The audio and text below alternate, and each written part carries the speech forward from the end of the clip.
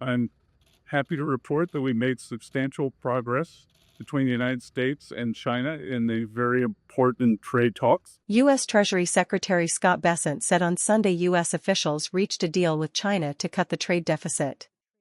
He offered optimism and promised more details to come after 2 days of negotiations concluded in Geneva.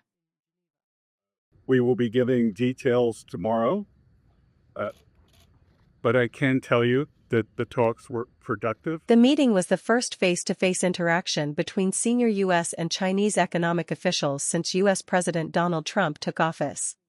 We're talking about a tariff of 10% on China based on the fact that they're sending fentanyl to Mexico and Canada. Trump launched a global tariff blitz that started with declaring a national emergency over the U.S. fentanyl crisis and imposing a new 20% tariff on Chinese goods in February.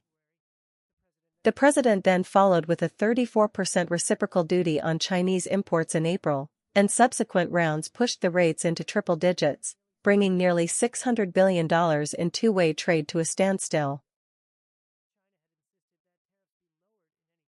China says in order to have substantive negotiations, you have to bring down your 145% tariffs. Are you open to pulling back your tariffs in order to get China to the negotiating table? No. Trump said on Friday that an 80% tariff on Chinese goods, quote, seems right, suggesting for the first time a specific reduction target. Ambassador Greer said the talks had moved the two sides forward.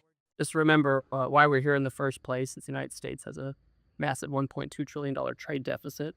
So the president declared a national emergency and imposed tariffs. So we're confident that the deal we struck with our Chinese partners will help us to work toward resolving that national emergency. A White House press release that simply repeated Besant's and Greer's brief comments with no details ran the headline, U.S. announces China trade deal in Geneva.